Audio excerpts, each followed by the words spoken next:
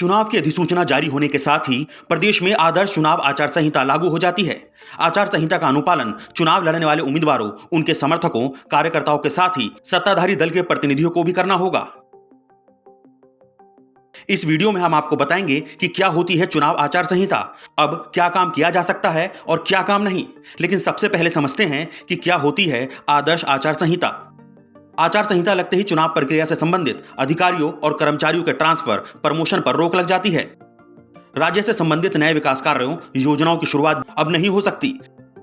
हालांकि चुनावी घोषणा से पहले जितने ट्रांसफर, नए कार्य के फैसले ले लिए जाते हैं, उन पर इसका असर नहीं पड़ता। आचार संहिता इसलिए लगाई जाती है ताकि कोई व्यक्ति धन बल के आधार पर वोटरों को प्रभावित ना कर सके। आदर्श आचार संहिता उस दिन तक लागू रहती है जिस दिन चुनाव के नतीजे आते हैं। अब समझिए किन चीजों पर लगता है प्रतिबंध। सत्ताधारी दल के प्रतिनिधि, उम्मीदवार के चुनाव एजेंट, किसी भी सार्वजनिक उपक्रम, सरकारी, अर्ध सरकारी विभाग के निरीक्षण गृह, डाक बंगला और अन्य किसी विश्राम गृह का प्रयोग चुनाव प्रचार या चुनाव कार्यालय के लिए नहीं करेंगे। चुनाव के दौरान सत्ताधारी दल के मंत्री सरकारी दौरों को चुनाव कार्य से नहीं जोड़ेंगे और न ही सरकारी तंत्र या कर्मचारियों का इस्तेमाल कर सकेंगे। हालांकि दो स्थितियों में सरकारी मदद की जा सकती है। चुनाव अवधि में सरकारी, अर्ध सरकारी विभाग, संस्था, सार्वजनिक उपक्रम द्वारा किसी भी नई योजना, परियोजना, कार्यक्रम की घोषणा या उसकी शुरुआत नहीं की जाएगी। पहले से जो काम चालू हैं और धनराशि जारी की जा चुकी है, वो कार्य यथावत चलते रहेंगे। चालू परियोजना के कार्य में कोई नई वित्तीय स्वीकृति नहीं दी जाएगी।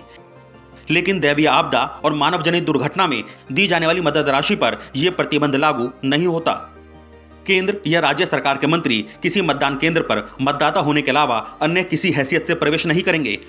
चुनाव की अधिसूचना जारी होने के बाद चुनाव से संबंधित अधिकारियों, कर्मचारियों के ट्रांसफर, नियुक्ति और प्रमोशन पर पूरी तरह से प्रतिबंध रहेगा। विशेष परिस्थिति में ट्रांसफर, नियुक्ति या प्रमोशन राज्य निर्वाचन आयोग की अनुमति के बाद ही किया जा सकेगा।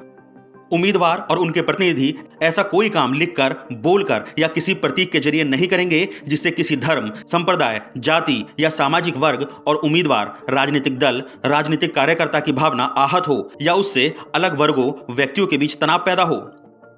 पूजा स्थलों जैसे मंदिर, मस्जिद, चर्च और गुरुद्वारे का उपयोग चुनाव में प्रचार के लिए या चुनाव संबंधी किसी कार्य के लिए नहीं किया जाएगा। अस्तित्व न्यूज के लिए प्रवीण तिवारी की रिपोर्ट।